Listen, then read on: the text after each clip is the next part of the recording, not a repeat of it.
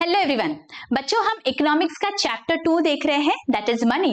और पिछले कुछ लेक्चर्स में हमने देखा है बच्चों दैट मनी किस तरह से इवॉल्व हुआ है।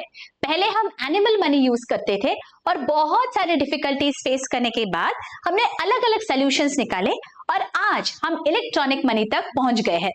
और हमने ये भी देखा दैट किसी भी चीज को अगर हमें मनी कहना है तो उसमें क्या क्या क्वालिटीज की जरूरत है। आई hope you have gone through those lectures बच्चों। अगर अभी तक किसी ने वो लेक्चर्स नहीं देखे हैं, I am giving the link in the I button as well as in the description. बच्चों, चैनल के होम पेज पे आपको 11th and 12th accountancy as well as economics के सारे लेक्चर्स मिल जाएंगे। So I hope you are going through those lectures and making the most of it.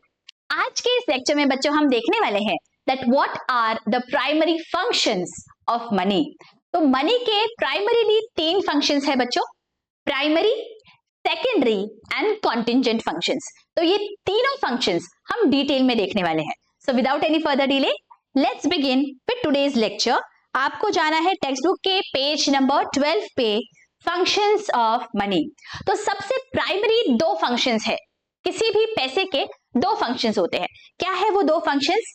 M2, first is medium of exchange and second is major of value.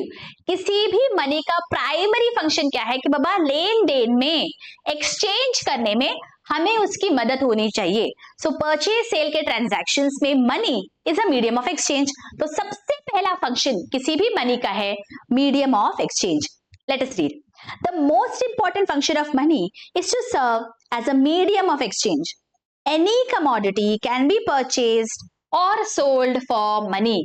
किसी भी commodity का हमें लेन then करते आना चाहिए with the help of money. So that is a primary function. ये तो करते ही आना चाहिए किसी भी कमोडिटी को अगर हम उसे मनी कहते हैं तो medium of exchange is the first thing. And second primary function is major of value. किसी भी चीज की जो वैल्यू है, जो वर्थ है, वो मुझे पैसों में बताते आना चाहिए। Late us read. Price is the value of a commodity or a service expressed in terms of money। इसे भी आप अंडरलाइन कर लीजिए। किसी भी चीज की वैल्यू को हम जब मनी के टर्म्स में एक्सप्रेस करते हैं उसे हम बोलते हैं price, right? Money enables to compare prices of commodities। Different currencies are used to express the value of a commodity in different countries। अलग अलग कंट्री के अलग अलग करेंसीज है, जैसे rupee in India, dollar in USA, pound in UK, yen in Japan etcetera.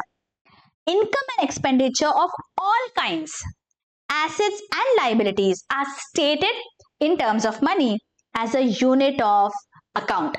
हर चीज की value, चाहे वो कोई इनकम हो, एक्सपेंडिचर हो, एसेट हो, लायबिलिटी हो, कोई भी चीज हो, मुझे उसकी वैल्यू पैसे में बताते आनी चाहिए। तो medium of exchange and measure of value, ये 2 बहुत ही इंपॉर्टेंट पिलर्स है किसी भी चीज को अगर हम उसे मनी कहते हैं तो। एक तो लेन देन में मुझे यूज होना चाहिए और सेकेंडली मुझे वैल्यू बताते आने चाहिए इन मॉनेटरी टर्म्स, राइट? तो ये दोनों बच्चों प्राइमरी फंक्शंस है पैसे के। First is medium of exchange and second is major of value. Okay, ये तो प्राइमरी फंक्शंस हो गए। तो अब सेकेंडरी फंक्शंस क्या है? लेट अस सी। सेकेंडरी फंक्शंस है SST।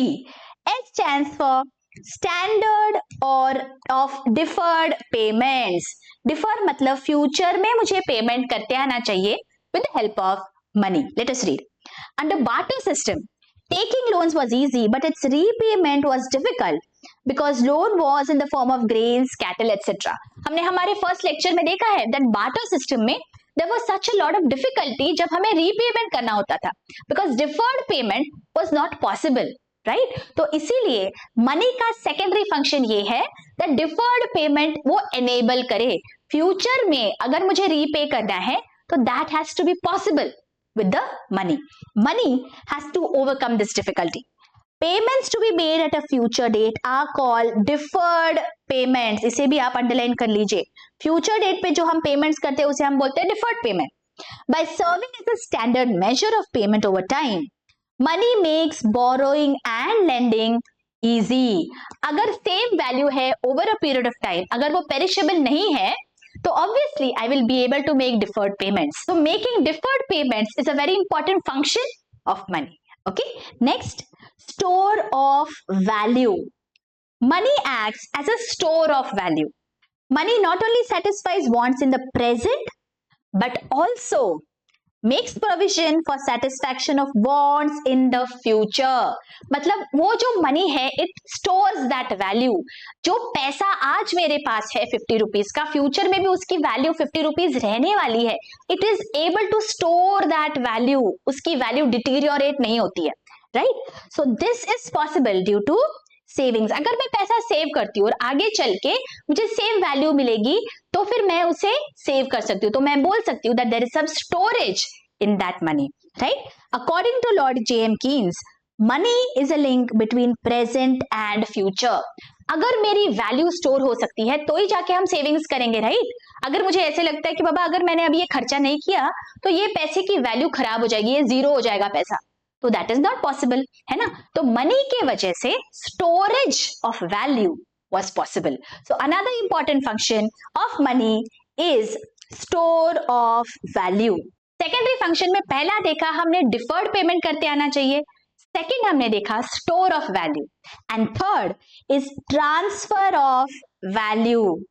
Money enables transfer of value from one person to another and from one place to another. Real assets like building, plot, shop, land, etc.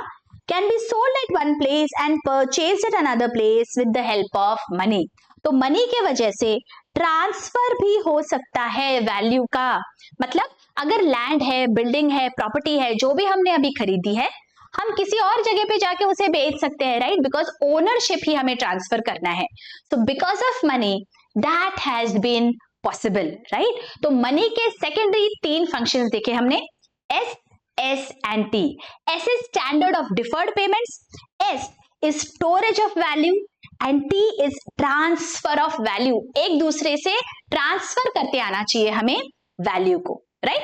तो हमने दो functions देख लिए, primary and secondary. Now let us move to the last part, that is contingent functions of money. Contingent functions of money क्या है? Let us see. सबसे पहला है measurement of national income.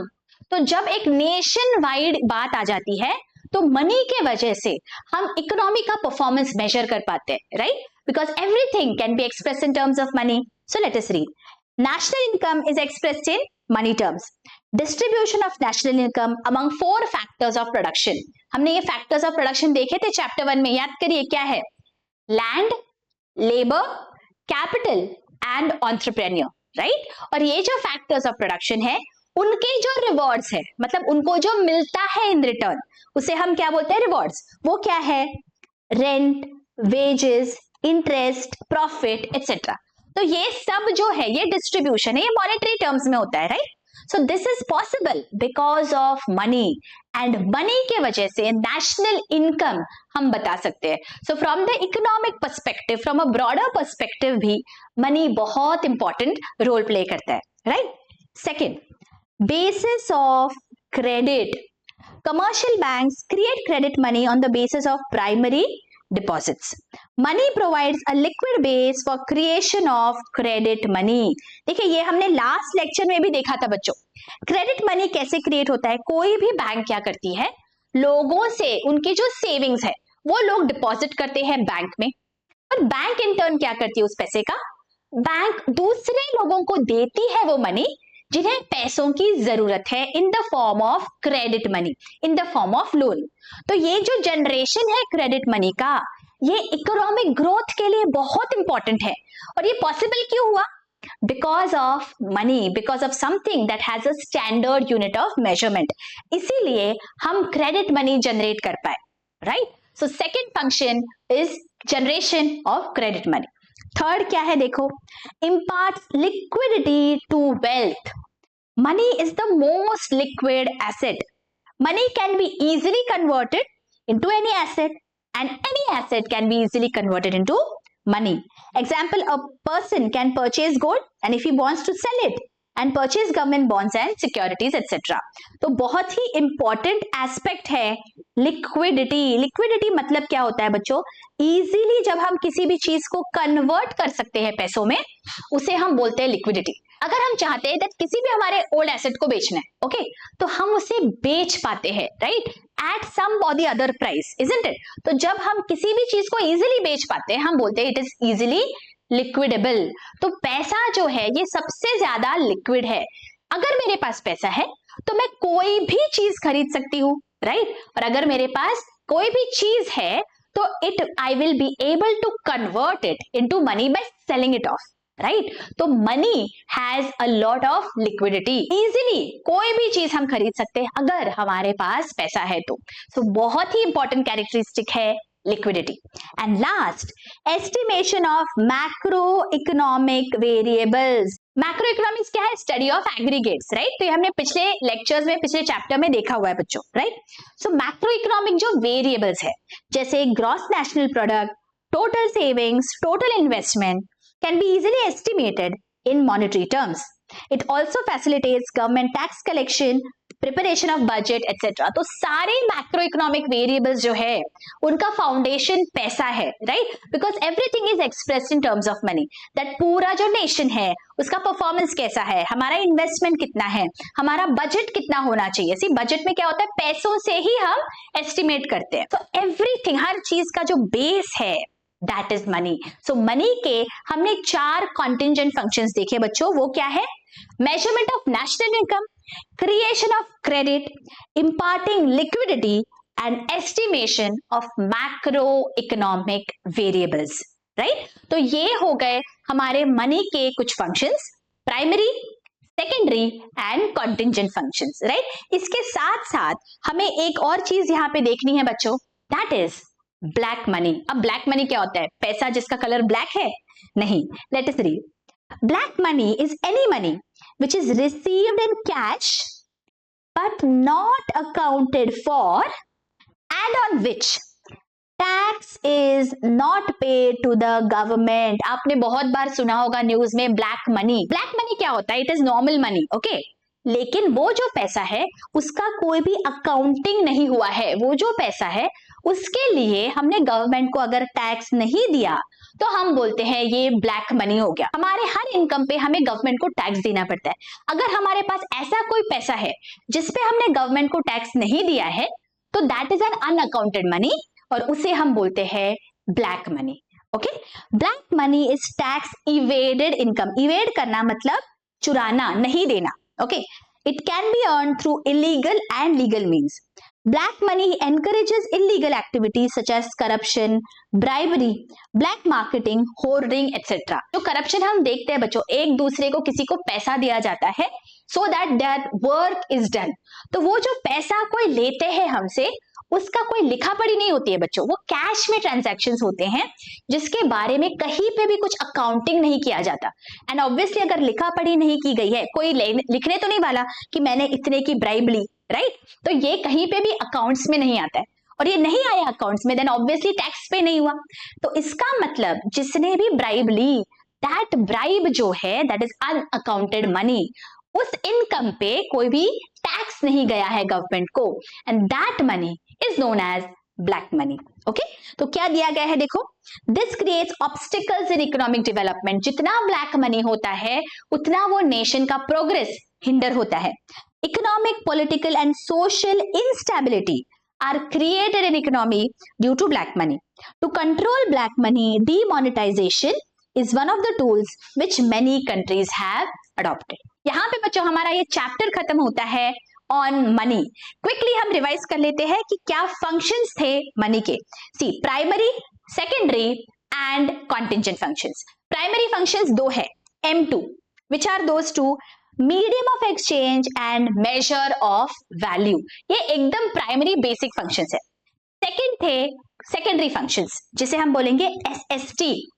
S stands for standard of deferred payments, मतलब future में मुझे payment करते आना चाहिए।